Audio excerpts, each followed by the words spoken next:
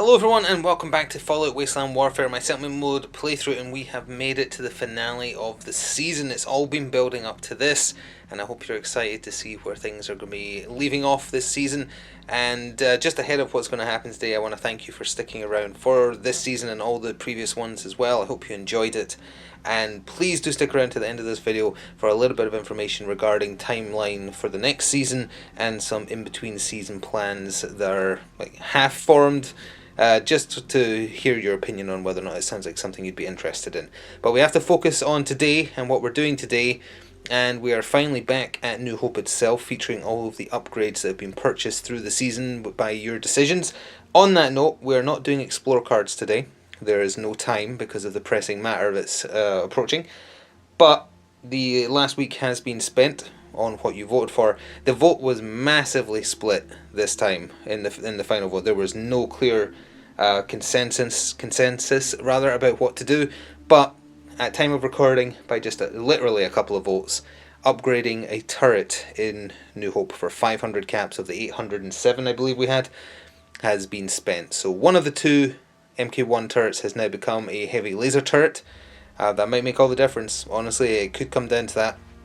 Speaking of which, on all the previous upgrades you bought for the season, they will all do something. We will talk about what each of them do when we get started, and we'll also have access to the entire armory for this because we are fighting within New Hope itself. So every item we have stored is available to use. There's no limit for what we can use. We can bring as much as we want. I've already looked out who's using what, but first I think it's time to hear what we're doing today. Quest 12, A Matriarch's Rage. A win will result in 200 caps, a loss will result in 120 caps. Quest overview. The lookouts couldn't believe what they were seeing. Not one, but a whole group of Deathclaws moving together, heading straight for New Hope, with an especially large one at the helm. They were not roaming, they were moving with frightening purpose, right for the settlement. It would be the ultimate test for the settlement's new defences as the horrifying monsters descended upon them. So, oh boy, do we have our work cut out for us at the season finale here, and everybody is going to be present for the fight, including one guest. We still have the day one sole survivor from the vault that evacuated over here. She's going to be joining us. She's going to help defend the homestead to try and regain or rebuild trust between the two parties after last time. And we have access to all the armory, as I said, so we'll go over what everyone's equipped with, starting from left to right with the day one survivor. She's been given the Gauss rifle. Pennyworth has been given the throwing spear, which seems like it's possible because he does have a grenade skill. He's also equipped with his SMG, Buzzblade and Flamer. The sole survivor has the missile launcher, the hunter's hunting rifle and Nuka Cherry. Dogmeat is equipped as is. John is going to be wearing some T60 power armor and bringing the kneecapping 44 revolver along, so that's the model that's going to represent him for what we're doing today. And the settler is going to be in the dedicated sniper nest that we'll talk more about once we see the whole battlefield. So she doesn't have any special equipment because she will be using a anti-materiel rifle. I really hope she doesn't shoot her own team. Oh, actually, because there was some leftover equipment, she probably won't get to use it based on where she'll be, but she was given the Gecko back to metal armor and the trail carbine. The scavenger has been given the other set of T60 power armor we've held onto and the incendiary baton, so he will be represented by this model for what we're doing. And then finally the free tech, he has the dissipating sturdy metal armor, and he's been given a hunting revolver because that should help him land hits, and the fire axe just for some last minute desperation melee attacks. So, and also within the defences themselves, we of course have the upgraded Protectron, who's been upgraded to the police Protectron. We have a normal turret and a laser turret. I'll get these deployed and then we'll talk about the other defences and upgrades that you've helped New Hope get and what they do for the purposes of the battle. So the team is set up within the grounds of New Hope, and we're now going to cover the benefits of every upgrade that you've purchased for the settlement across the series. Starting from left to right with the watchtower, or the the lookout over here on the left. Now it gave us a one-time use buff during the season, but it is also going to give us a buff now that the homestead is under attack. Before the game begins, before turn 1, we'll be rolling the armor die, and that many activations can happen before the game begins as free actions. They can be moves, shoots, anything. So it can be between 1 and 4. Hopefully we'll get lucky and get a nice high number, but it could just be 1, but hey, every little counts. So that'll be happening before the game actually starts, once everything is deployed, but before turn 1 begins. We have barricades all over the place. That's represented by these. There's 4 of them in total, and breaking them down for the enemy will result in the use of 1 action. No roll required, it will just break. They then take black die of damage for doing so, and they've used up an action. So that helps a little bit. The spotlights at the top of each turn, we'll be using this icon with the crosshair to denote who the spotlight is being shined on, and anyone shooting that target will get a +1 to their skill for whatever they need to roll to make it easier to land, but only 1 person or 1 target per turn. The Police Protectron is right in the middle of the field. He starts with 2 super armor. He's also going to start aggressive to enemies because he's been programmed by New Hope to protect it. The Sniper's Nest is to the very top right of your screen. That's where the Settler is, and she's equipped with the anti-material rifle. If she is forced to or chooses to move, the rifle stays behind. It's bolted into position. That's why she's been given some equipment if she decides to get down and dirty. The laser turret is dead center top of your screen. The standard machine gun turret is to your right. They have 3 reactions per turn, as per normal for turrets. I think that's about it in terms of upgrades. If I've forgotten anything else, we will cover it once we show where the threat is spawning. So like mentioned in the mission overview, the Deathclaws are approaching with frightening purpose. They are in a tactical line with a Matriarch leading the helm and then 2 normal Deathclaws. This is the ultimate challenge for whether or not these defenses are enough to hold up to such a horrifying threat. So the Matriarch we have to kill twice. It has 2 sets of health bars essentially, because it has 2 forms. So once the initial 6 HP it has, although it has a ton of armor, they all have tons of armor, they're all 3+1 physical and either 3+1 or 4+1 energy. So they're very hard to get through, to crack the shell. HP amount, not super bad, but I think she goes up to 8 in her second form. She also gets much scarier attacks on her second form. The standard Deathclaws just have the standard swipe and crush. So they'll be priming the crush and then eventually unleashing a horrifying armor breaking attack once it's fully primed.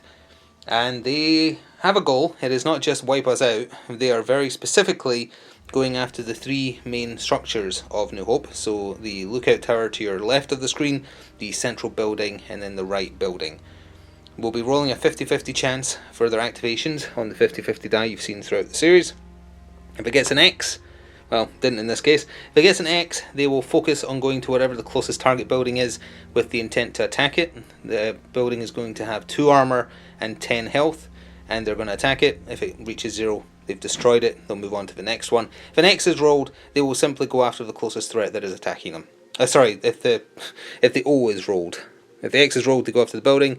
The O, they go after the closest threat to kill them instead. But their goal is destroy the 3 buildings, and if they manage that, New Hope is lost and we lose and bad things happen. So I think that about covers it, and we're ready to jump in. This is going to be scary. All that is left actually is, now that we're ready to begin turn 1, we have to roll the armor die, and I'm just going to do it right here on camera for how many pre-game shots we get thanks to the lookout tower. We want this to be high. It's a 1. It's a 1. But you know what? At least the 1 shot could be from an anti-material rifle, because she only gets to fire it once per turn, but this is before turns happen. It makes sense that a sniper shot would come in. So yeah, I think we're probably going to do that. Let me just look at things. Alright, so before the first turn proper, we get 1 action, and I'm going to make it an anti-material shot. The Deathclaws will be going first because there's only 3 of them, but we obviously have the numbers advantage, and hopefully, thanks to all the defenses and upgrades and whatnot we've bought, and weapons we found throughout the season, we should hopefully wipe them out. We should hopefully just wipe the floor with them. And I did forget to mention though, because the anti-material rifle, imagine it's kind of over that barrel there, it is held in position, and that means that the shot is steadied. So she's going to have +2 to her chances to hit with it. She is hitting at extreme range, double black, it just fits in. She's going to hit the Deathclaw here, because the other ones are actually slightly out of range until they move in. So she is normally hitting on what, 5s? So it's up to 7s, or 6s, so it's up to 8s. Either way, we'll see if it matters. It doesn't, because it comes down a bunch. So that is 1 extra damage with 1 armor break. On a Deathclaw, they are 3+1, so we're down to 2+1. They fully block 2 damage and take 1 as a result. Considering that's pre-game damage, that's not so bad. Oh, apologies, it's actually 2 damage. I forgot the anti-material rifle is insanely powerful. its base damage is 3, not 2. So overall did 2 damage. It also should have broken one more bit of armor, because by default it breaks 1 armor. That wouldn't change the roll. He rolled a 1, so the super armor obviously doesn't go away. So he still would have blocked 2 damage regardless. But yeah, 2 damage done to the standard Deathclaw. And standard Deathclaws have 12 HP, so we're looking at 24 across the 2 of them. And then the Matriarch starting only with 6, but then jumping up when she gets mad. So we're into turn 1 proper now, and it was the Matriarch, which I guess kind of thematically makes sense, that took command and activated first. However, the spotlight has been used. It's been used on the wounded Deathclaw from that initial opening barrage, because he can kind of get focused down. And the Matriarch, for her turn, she charges green, and the barricades are acceptable charge targets. So she charged into it, it automatically gets destroyed with her other action, doesn't need to roll for it. So that barricade has been busted. But there's a chance that the barricade will hurt her. It's true damage, no armor roll, but obviously could also equal 0. So let's see, on a black die, did she take any damage from it? Oh, she didn't. That's a shame. But it used up an action, so it's still a benefit. But Matriarchs have hit and run, so after they do a charge bonus and take advantage of it, they can move orange and not take any reaction attacks or anything like that. And because the barricade technically wasn't a target, and it was a special action to destroy it, she is immediately charging into the free tech, which is scary. So I think to avoid getting charged by a second Deathclaw, I'm going to go with the free tech first and try and get him out of there. Now I opted not to activate a reaction from the turrets there, because I don't want them accidentally shooting the free tech. So, plus you can, if you wait until they're closer, you're going to roll some extra dice to hopefully land a hit. So I'm hoping that we can take advantage of that, although I guess because of turn 1 and how far away they are. Either way, I don't think the normal Deathclaws will get into base to base with anyone, so I think it'll be a better chance using some of the reactions against them. For the free tech though, he is going to fire with the hunting revolver we gave him, which is 2 green dice. Because he's using it in close combat, he's hitting on 1s, so not super great chance. And then for his other action, he is going to try and run away. So he's going to get a free attack action from the Matriarch into his face, which might not be a good idea. 6 comes down to a 5. No. Okay, fair enough. For the Matriarch though, she's getting an extra black die for being strength 7+, she's getting an extra green die for that charge bonus, at least it uses it up on this instead, and she's doing her Matriarch swipe, which normally is blue and 2 yellow. So she's hitting only on a 5, I think. We'll have to come over here just so I have her card so I know what her special conditions are. Yep, it is a, no it is a 5, yeah, she's hitting on a 5. Here we go, and she did land the hit. Double armor break, bottle cap, does a stun, and that's 2 damage base.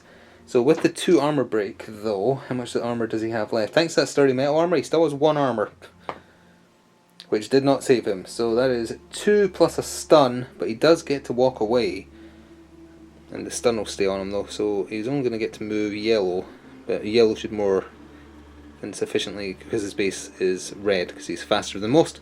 So he's going to slip up there and take half his health, unfortunately, as a truck goes past the window, of course, ruining the atmosphere. One last thing to mention for all the Deathclaws, every one of the Deathclaws, Matriarch included, has the unnerving rule, where normally if you're not shooting at them you would be -2 to your skill check, or your skill for a check, just to show that you should be shooting at them because they're a threat. Because there's only Deathclaws here, that rule is being ignored, they are all equally threatening. So the leftmost, as you see by the camera, Deathclaw activated, moved and then initiated a charge into the barricade over here. Still needs an action to destroy it though, so that will use up 1 next turn. And as he finishes that second action, I'm going to do a reaction shot from the laser turret. Now it's still at long range, so it's only a green die. It's hitting on 3s after you subtract 2. So it's not great, but on this first turn it's better than nothing. 8 comes down by 3, sadly not enough, but he's still got 2 reactions left. Well, perched up there in the sniper's nest, I'm going to activate the settler, and she is going to fire downfield all the way at the same one she got a pre-game shot against, the one that's illuminated by the spotlight for an even higher chance to land this hit. It's going to basically hit on anything except a crit fail, so of course that's not what she's going to roll with an anti-materiel rifle. I see. Well, after that disappointment, the final Deathclaw activated and it rolled to go after the buildings to go for their objective. So he didn't initiate a charge, he just moved up twice with the Matriarch here and is willing to shove past. I think they all have the rule where they can just walk over people, although the Matriarch, if she does that, she hurts and pushes them. So they've got to be careful with that, but it is over to all my activations, and I'm going to start with a reaction, before we even pick up anyone, a reaction from both turrets. into the Deathclaw that just finished that move there. So the laser turret is actually, you know what, it might be short range now. I was going to say they're both long range. Oh no, they are. If that's still long range, that definitely is, because the standard turret is even less. So it's just a single green again, unfortunately, for the laser turret on 3s as a reaction shot. Sadly not. And then for the machine gun turret, it's just the skill roll and it's on a 2. Sadly not. Well, the anti-material rifle might have been a bust this turn, but we have other heavy weapon options. The sole survivor's up here, armed with a missile launcher, and he's going to fire it at the spotlight highlighted Deathclaw, because the AoE explosion will catch the matriarch, so there's a chance of doing quite efficient damage. You can only fire it once though, so for his other action he will have to use the hunter's hunting rifle, but with the +2 chance to hit, he's actually on 9th. Don't roll a crit fail. Good enough, that is a direct hit. So we have to work this out. Direct hit means there's 1 extra damage, hits 2 damage base, so that's a total of 4 damage with 1 armor break to the main Deathclaw target, which is the eliminated one. So that is 2 + 1 armor. Nope, so only the +1 armor, so he just blocks that, takes 2 more. That's good. 2 more. And then yellow AoE damage. Oh no, did I accidentally catch... Oh no, I accidentally caught the free tech as well. He's within yellow. Ah! Well, it's just 2 flat damage. He can block this. This is the free text roll. He's on 3 physical armor. He fully blocked it, thank goodness. The matriarch, she's on 3 + 1. She blocked 2. She fully blocked it. Would have had to have done more, unfortunately. So it only does +1 damage to the main target. That's okay though. 2 more damage to the wounded Deathclaw as a start. Now he's going to use the hunter's hunting rifle at, I presume, long range. Yeah, no matter which target he picks, it's going to be long range, so it's double green. Ideally want a double yellow, because armor break is super important against these things. He'll shoot the spotlighted one though, so it's on 7s. And he crit failed with a quick action. They don't have any activations left, so it's not really relevant. Although I guess, actually, if he doesn't activate first next turn, yeah, okay, we'll give him the prepare. So John over here in his little workshop area activated, he moved along to the barricade there, and he's using that kneecapper 44 on the spotlighted Deathclaw, meaning that his chance to hit and his speciality with the 44s is putting up to 8s. Here we go. A 6 comes down to a 5, so it is already hitting. The bottle caps unfortunately do nothing, would have needed a star. 1 armor break puts the Deathclaw at 2 + 1. He only gets the 1, so he actually did manage to take 1 damage, so he is up to 5 damage of his, what was it, 12 or 13 health? The, yeah, 12 health, so not quite at half, but hey, not too shabby. The little police protectron that New Hope has reprogrammed and upgraded is moving around, so you can see the matriarch. That barricade is slightly too high for them, and he's going to use his hand shock against it. Not a great chance to hit. He was just meant to be tanky, but Deathclaws can just charge through models, so it's not going to work out that way. He's hitting on a 5 though. He's got a slightly better chance to hit than their standard protectron, and he did actually land a hit. Does the nuke do anything? Yes, it does 1 extra damage, so that is 3 energy damage. Unfortunately, matriarchs have 4 + 1 energy defense, and he fully blocked 4, so no damage. The day 1 Vault Evacuee activated. She's shuffled ever so slightly to the side, and that is just so that she can prime the Gauss rifle once, and then she's firing it downfield at the Deathclaw on the left here, just because that's the one that she has best line of sight on. So it is getting yellow dye. He is just within range black. No spotlight on this one, and it is still the day 1 card, so our chance to hit is not super great. It gets better when she gets experience, but it's on 5s, and that's a crit fail. The second crit fail of the match. From where he's standing, Pennyworth is activating. He's using his Mr. Handy Flamer twice on that Deathclaw, hoping to get the fire on him, because then that's just chip damage that will work in her favour from this point on. So he's doing it twice, just the blue die on 7s. Oh, the nuke, is that what we need? No, it would be... where is it? Well, that's 1 extra damage though. So it did hit, so that in total is 3 damage, and it's not energy, is it? No, it's ballistic. So 3 + 1. He only gets the +1, which would be the extra damage from that, so that one just took 2 damage. That's very nice. I was just debating actually, he could also throw the throwing spear, but I think I'd rather wait from doing that on a target with the spotlight, just to increase his chances to hit. I'm only really looking for the fire here. And that is a hit. The bottle cap, is that what we needed? The bottle cap is armor break, so I think you can apply that twice. So that means he is down to 1 + 1 armor. only gets the +1 and takes 1 more. 3 damage. No fire, but honestly that's a pretty decent result. So I'm just down to my close combat units now, and I am going to send them in to at least keep one of the Deathclaws at bay. With a blood-curdling scream, the scavenger inside his power armor charges into the spotlit Deathclaw down here with that incendiary baton of his, and he's taking a black die for his charge bonus. He gets an extra black die because with that power armor on he is 7 plus strength, well he's 7 on the dot, and thanks to it being spotlit, he's not hitting on a terrible amount for a change. He's hitting on 6s, although you shouldn't say that before rolling dice. Oh, he did. He would have hit anyway. Okay, so let's see this through. So we've got 1 extra damage, 1 armor break. The stars. Oh, the stars set him on fire. That's good. Okay, so that's 3 damage, 1 armor break. So 2 plus 1. He fully blocked 2 and still took 1. And more importantly, is on fire. And that also now means that Dogmeat can charge in after I go get the fire icon.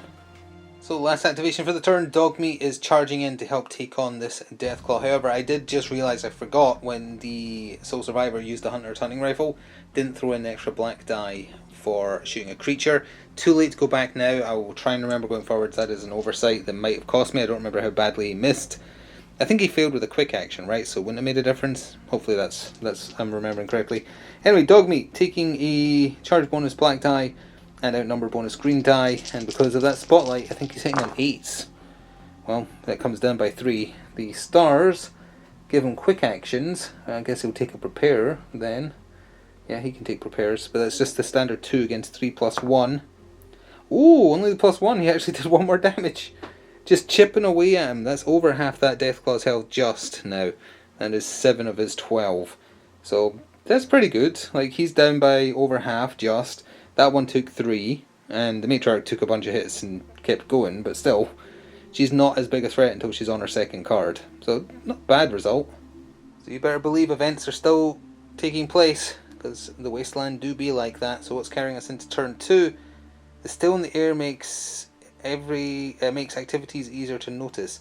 All reaction skills are +2 bonus. That is really good for the turrets, because turrets have to fire as reactions, and they get back their 3 reactions at the top of a new turn. So that is really good. It doesn't make much sense that a turret would be affected by the battleground being relatively quiet, but hey, I'll take what I can get because we need it. So as the second round starts, I'm going to keep the spotlight on the same Deathclaw. I think we can whale him down just while he's got that spotlight on him. The melee attacks are pretty easy to land, and if we can get rid of him, that's 1/3 of the threat already gone. So I'm going to keep it on him. Hope the Matriarch doesn't do too much danger to the back line in the meantime. Also, as the top of turn 2 starts, some new people arrive on the battlefield to help.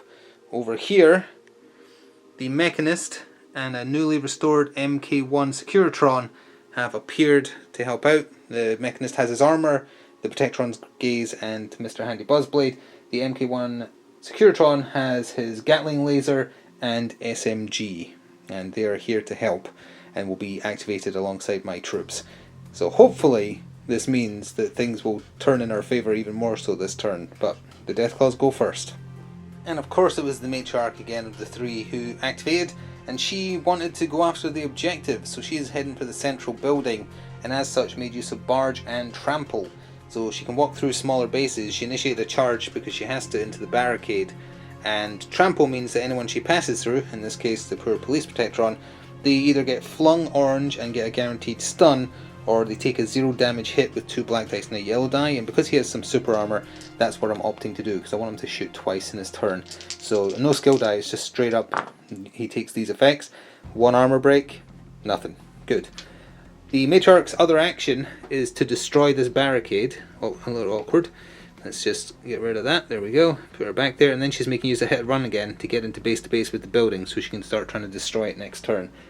But the barricade, come on. The first one was unlucky. Let's see at least 1 pip. 2! Okay, she's taken 2 damage from breaking that barricade. That is 1/3 of her health on her first health bar, that is. So it's a start. It is a start. She hurt herself breaking the barricade.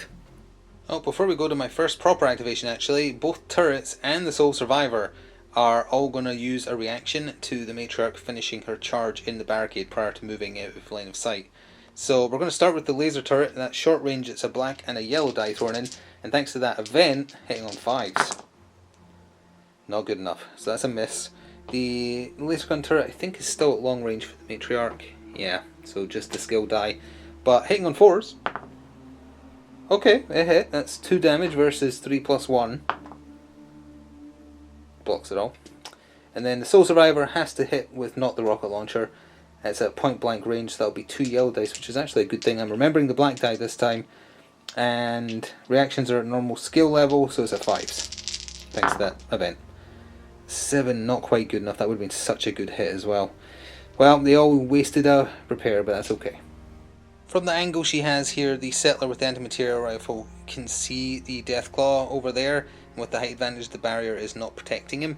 So she is going to fire it. It's not under spotlight, so it's only a +2 to her skill instead of a +4. I have a good feeling about this shot though. I have a feeling that she's not going to get crit fails twice in a row. I mean, that, I don't know, do we take the, like, it was very clearly going to roll onto the crit fail, which would have been hilarious and also annoying, but then it bounced off the side and became a 5.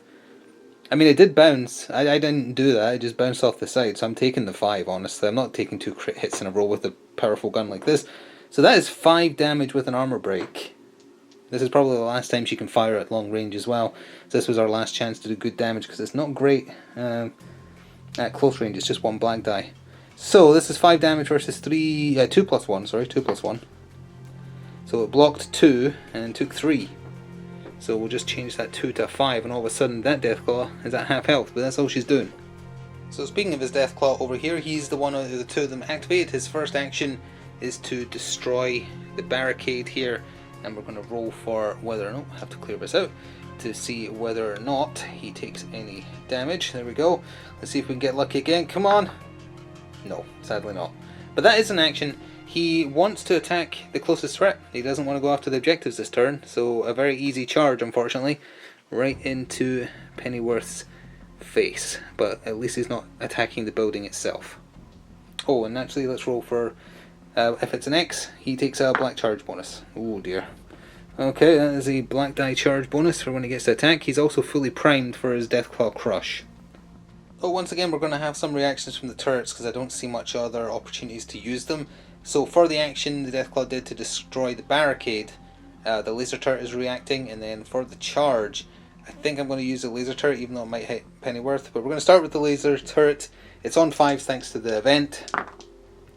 And it did actually hit. It's only 2 against 3 plus 1. Blocks 2. Takes none. For the laser turret at long range, it's up to 6s thanks to being in close combat. Oh, never mind then. Well, okay, fair enough.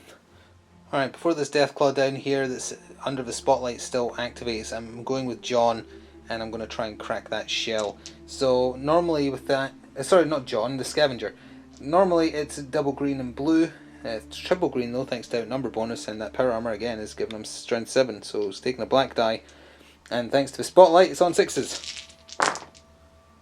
7 comes down by a bunch, so it does hit. Does the nuke do anything? No, you need a star to set it on fire, although it is already on fire. So that's 1 guaranteed damage when it activates anyway. So in total though, that is 4 damage versus 3 plus 1. Don't roll a 3. He fully blocked it. That's only 1 hit though. He gets to do it again. Let's see. That's a 7. Comes down by a 1, 2. Yeah, okay, that's a hit. The star would have meant that it's on fire again. That's 4 damage again. Don't roll another 3. Okay, that in total he blocks 3 and still takes 1 damage. So if we just change what he has there to a 2, and we'll just take 1 away, and there we are. Getting there, slowly but surely.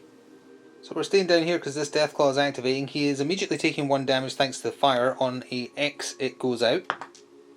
It stays on, so that's good. Let's give him another 2 icon here, because he's up to 9. He's got 3 left. Okay. Now for his actual actions though, oh, we have to decide who he's hitting. On an X it's dog meat. Okay. He's hitting the scavenger, he is doing his normal swipe, and then he's doing his crush, and his crush is scary. Oh, honestly, his standard swipe is pretty scary too. The black die is thrown in for him being strength 7 plus. He is hitting on 5s though, with this. Whether it hits or not, it actually doesn't, because it's a 10. Okay, he is still primed to do his crush. His crush is 3 yellow dice and 3 damage base. He then stuns the target and chucks them yellow. And the skill you need to roll for this is his strength minus the target's. I'm going to need to come over here and read it, sorry. Is it agility? Yes, what's the agility of a scavenger and power armor? His agility is 5, and the Deathclaw is strength 11, so he needs 6s on this to land the hit. And that does come down by 1 to a 6, so he does unfortunately hit. So that is 3 damage, and he breaks 1 armor, so that is 2 plus 1 armor. He actually fully blocked it, so I presume, does it still do the extra stuff if you don't do damage? I mean, it does say then, it doesn't say, like, there isn't an if clause, so I presume he is stunned and thrown yellow. Which direction is he chucked?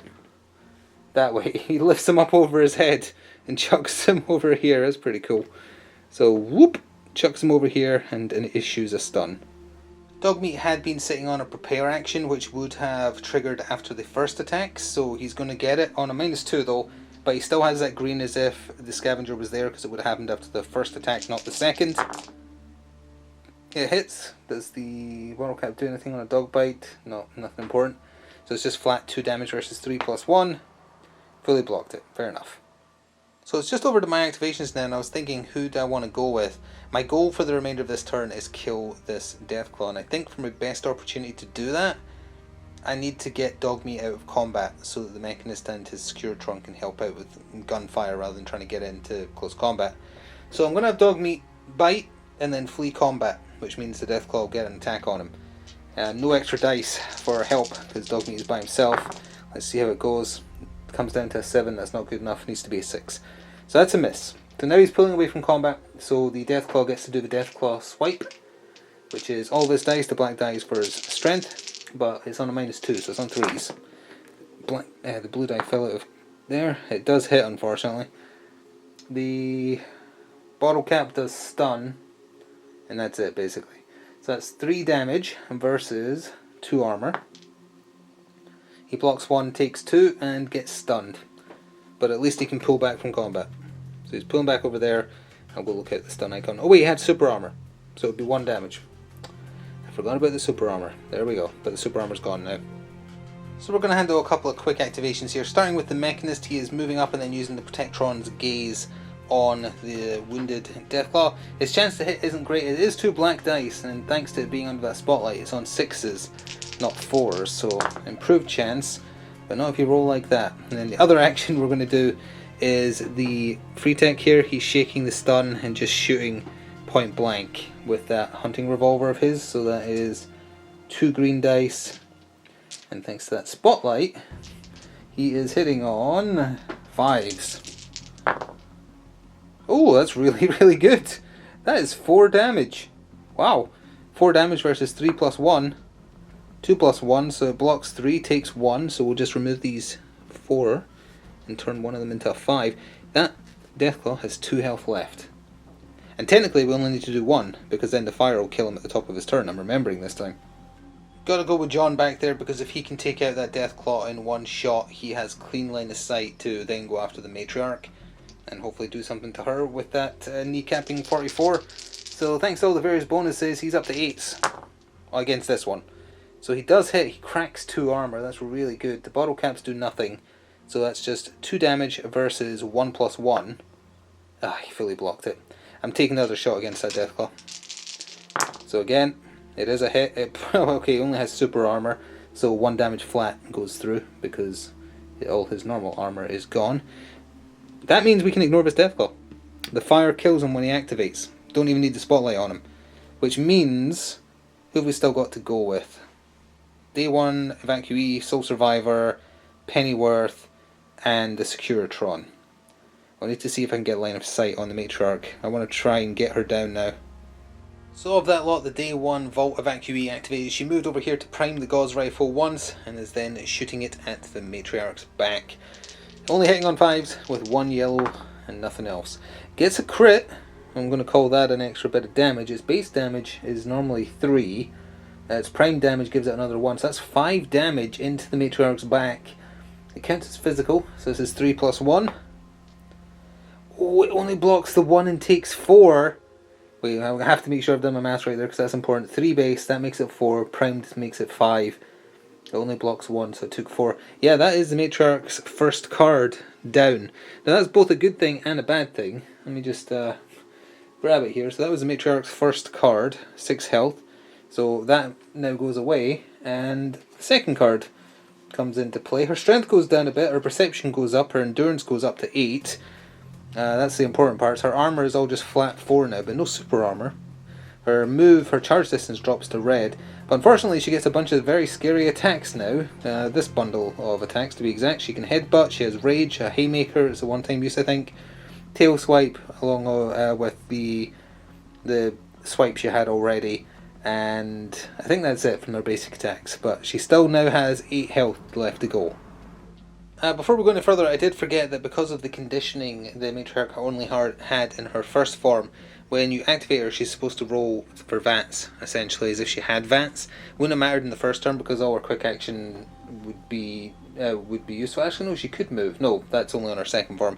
On her first form, she could only use quick actions to either prepare or attack. It matters at the end of that second turn. If she would have had an extra activation, she would have been able to swipe at the building once.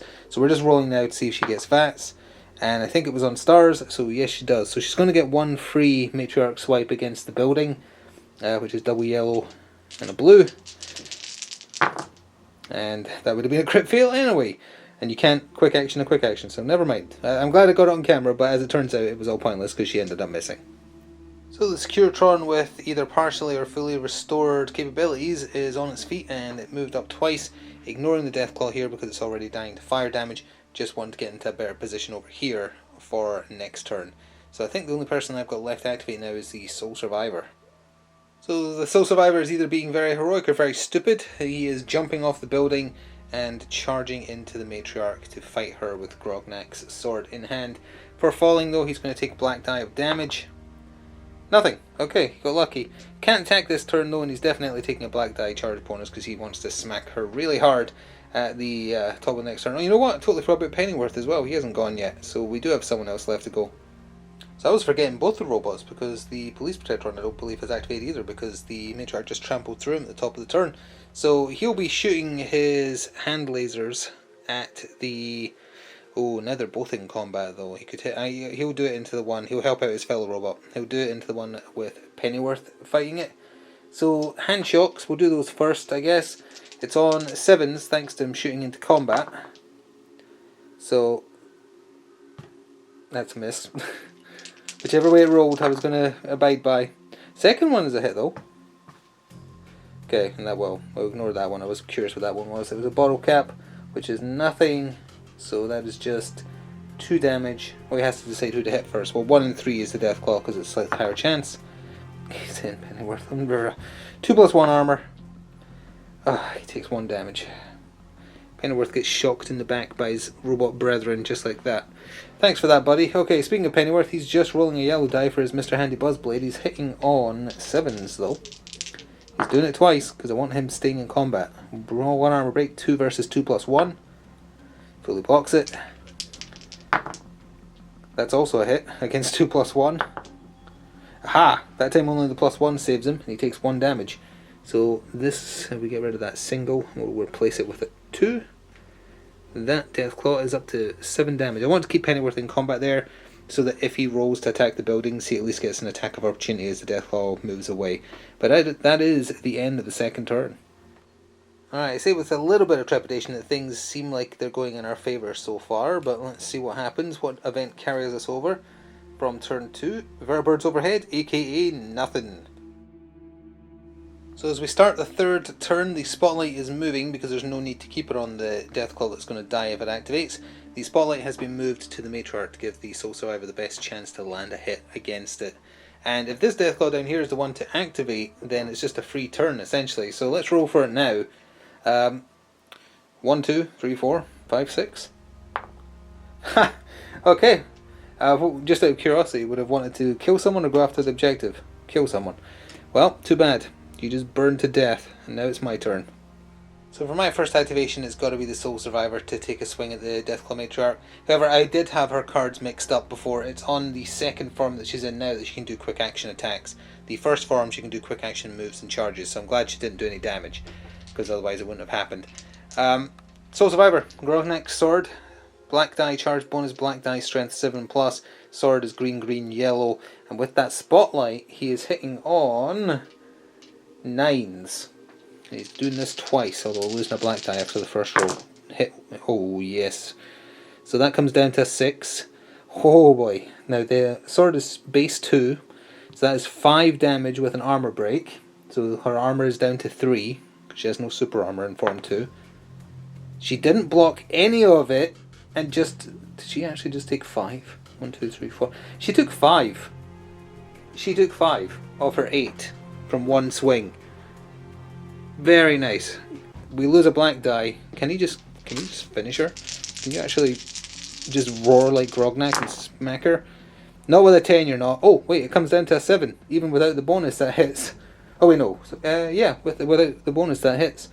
That is 4 damage versus 3 armor. 4 armor, sorry. No, 3 armor. She blocked 1, blocked that, and took 3. He killed her. That's 3. I hope I did my maths right there, because that is 3 more. 5, 6, 7, 8. He just took her head off with a swing of Grognak's sword. That is unbelievable. I did not expect that. That was an unbelievable amount of damage to do in one turn. That is amazing. He finally found his moment to be a hero. So yeah, I had to double check the footage there to make sure that was all done correctly, and I think it was, which means we're not even going to get to see the Deathclaw's mechanic that she has in Form 2, where once she is hit 3 times, she primes a tail sweep. So if she'd been hit one more time, no matter what the source, she immediately does a tail sweep where she's standing and anyone around her gets knocked back orange. No follow-ups allowed, no hit and runs or anything like that, and cover doesn't matter either. So that's how she kind of clears distance. But we're not going to get to see that now, because the Soul Survivor just went full Grognak mode and just went into a blind rage and just chopped her to bits. Well, there is still one more threat on the table, and although it's very unlikely this Deathclaw is going to do enough damage to New Hope that we lose today, he is still capable of doing damage. And he wants to attack, so he's attacking Pennyworth, taking that black die charge bonus, which would actually be 2, sorry, because he gets 1 normally, for his strength, and then he's going to do a Deathclaw Crush. So this is on 5s. It's a hit, but wow, oh well, there is 2 extra damage in there. Thank goodness 3 of them were blank. The bottle cap also stuns, and that's it. So that is, though, 4 damage versus 2 plus 1. Ugh, he only blocks 1 and takes 3. He already has 1 on him. So there is 1 more plus 2. There we are. So he's up to 4. And then the Deathclaw Crush. So the Deathclaw's strength is 11 minus the agility of Mr. Gutsy, which is 7. It's not so bad. Sorry, it's 11 strength. So that is a difference of 4. So this only hits on 4s. Don't need the blue die there. Of course it hit. Of course it did. He would be stunned again. He gets flung yellow, but that's still 3 damage with 1 armor break. So that is 1 plus 1. Well, so it's just the 1 again, and that's what, 2 more damage did I say there? Because it was 3 base. So that would be another 2, so he's up to 6.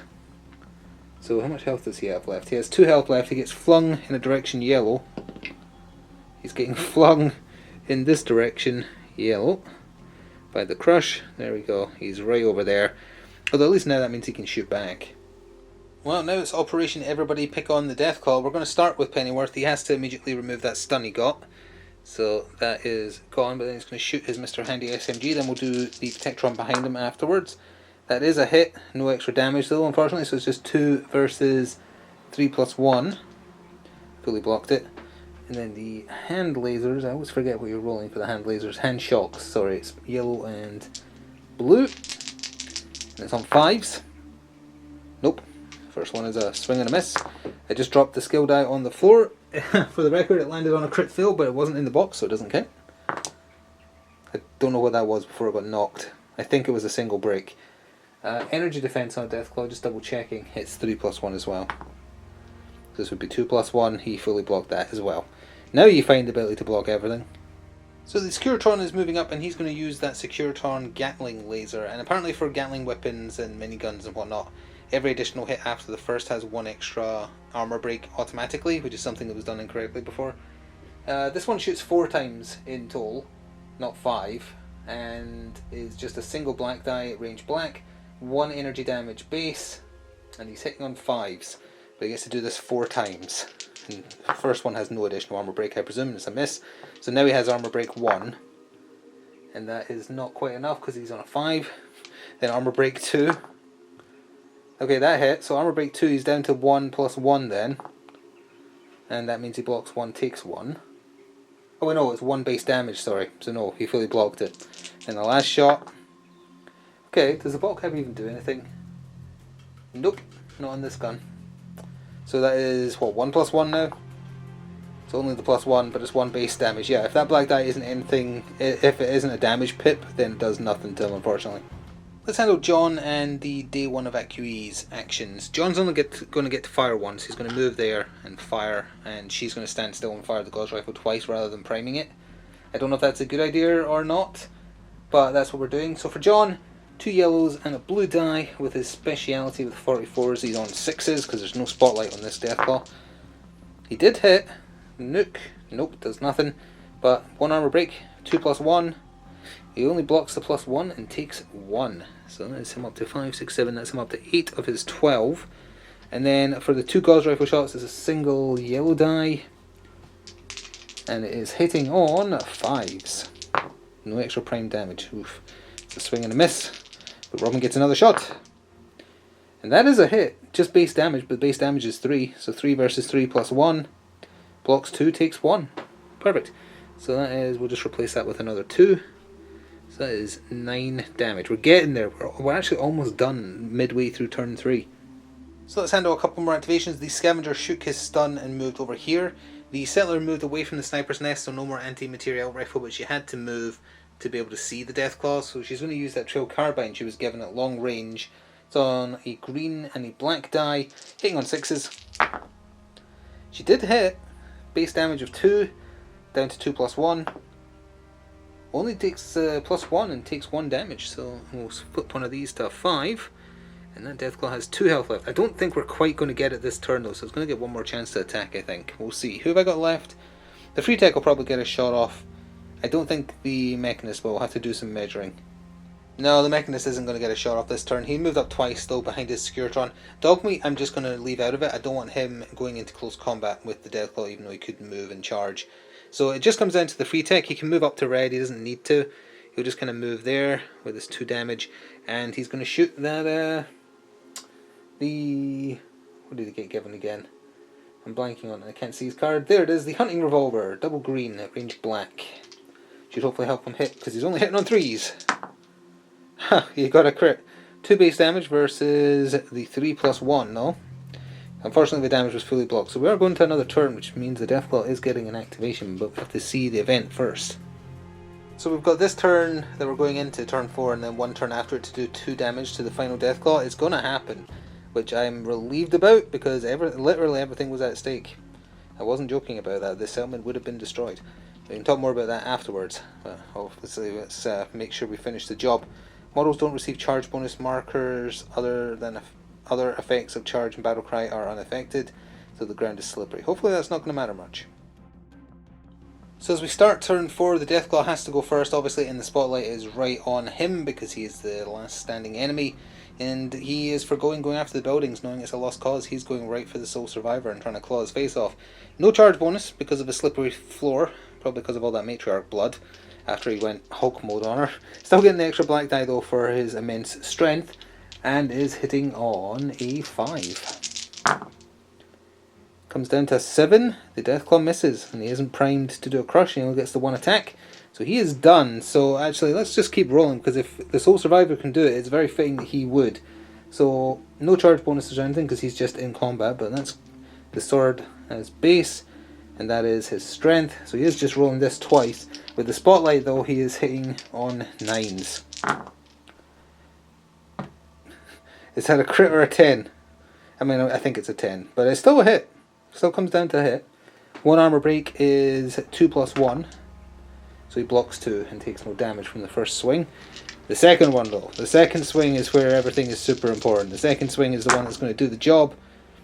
Oh, it might actually be. That is 4 damage, no armor breaks though, so 3+1, he can fully block this. He only blocks the 2 and takes 2, which is exactly enough that the sole survivor now has 2 Deathclaw heads under his belt, and New Hope, with some damage to barricades and such, managed to survive. The Mechanists looked at the Deathclaw corpses with great interest. It shouldn't be possible. The subdermal implant wasn't capable of controlling so many powerful creatures. It seemed impossible that his payment to the wild-eyed raider could have caused so many problems for the region and the settlement. And yet who else could be to blame? Perhaps it was time to open up to the settlers of New Hope, even just a little. And so there you have it. We have reached the end of another season of Wasteland Warfare, and I apologise for holding this in my hands for the outro here where I wanted to talk for a little bit. But just when I went to record on my tripod snapped. It literally snapped. Look at that. One last casualty before the end of the season. It just utterly broke apart. I have no idea why. I'm going to have to pick up another one, so I apologise for having to hold the camera for all this. But that is it for another season, and I know there was a lot of talk over the weeks about the escape patch. Why was that an option? Was it Chekhov's gun, as someone pointed out? There was a reason for it. I said everything had a purpose. I know it's going to bother you if I don't tell you what the escape hatch was for, because some of you guessed it was like to get people in the back and ambush us and whatnot. There's some better ideas than I came up with, to be honest. The escape hatch was if things went really badly. If we'd lost today, either by the Deathclaws not being dead by the end of the game, or if they destroyed the buildings, there would have been a full evacuation of the settlement, as in abandoning it completely, and if the escape hatch was there, everyone could escape. Fine, bring all their gear. If the escape hatch wasn't being built, or hadn't been built, and we lost, then we would only have been able to take what we would normally take into battle, as in 5 things. We'd have to leave stuff behind, it'd be gone forever, and someone, I'm not saying who, but someone would have had to make the ultimate sacrifice and die to the Deathclaws to buy everyone time to escape. If it hadn't been built. So, at least we don't need to worry about that, because I didn't expect the Sole Survivor to go full Hulk mode and just off the Matriarch on her harder form. I was expecting that to be the toughest threat, and honestly I think I overestimated her a little bit. Or underestimated him, I guess. So, time frame going forwards.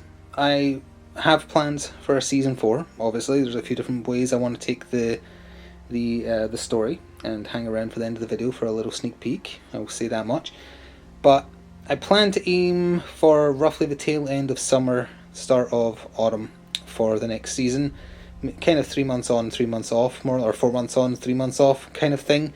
But in the meantime though, it's kind of perfect that this season is wrapping up right now, because a bunch of Kickstarters I backed years ago are shipping in April. That means I've got the Fridays free to kind of cover them for just a little while, and then come back fresh with a new season once I've planned out what the audience participation is. I can tell you almost for certain that one of the main features of the next season will be perks. I think that's what we need more so than more equipment.